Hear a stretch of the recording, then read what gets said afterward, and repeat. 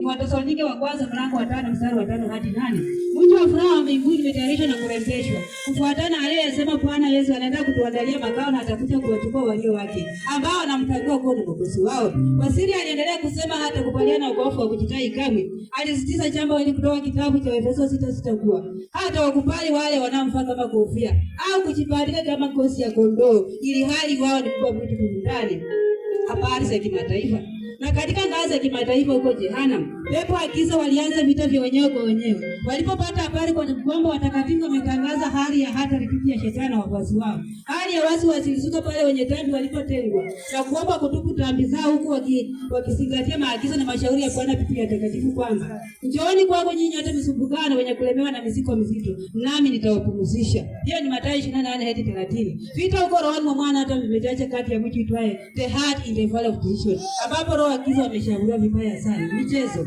Timu ya wokovu ilishambulia timu ya dhambi katika uwanja uitwao Roho ya Mwanadamu. Timu ya kwanza ilipigwa mabao 3 kwa nunge. Bao la kwanza lilifungwa na mchezaji hodari aitwaye Amani, aliyepiga mpira kwa Yesu Kristo.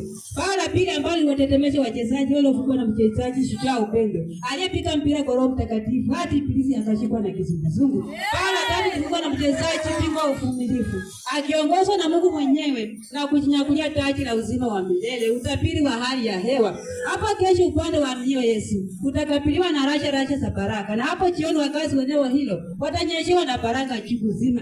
Hii itafuatiwa na shangwe, nderemo na vigelegele kutoka kwa wateule hao ambao watakuwa wameshinda vita kwa uwezo wa mwana kondoo. Upande wao mwingine wa pepo wa giza kutakumbwa na ukavu. Pia kutakuwa na baridi ya laana hapo asubuhi. Hii itafuatiwa na joto kali ambalo litasababishwa na moto wa milele. Wakati wa mchana, ngurumo za radi zitasikika kwa rohoni mwa Adamu, ambapo Roho wa Mungu atakuwa akiwafukuza roho wa shetani. Kwa kuikamilisha taarifa yetu ya habari, hapa tena muhtasari wake. Habari zinatosumbikia hivi sasa ni kwa Mwokozi Yesu anaweza kuwasili wakati wote kuanzia sasa.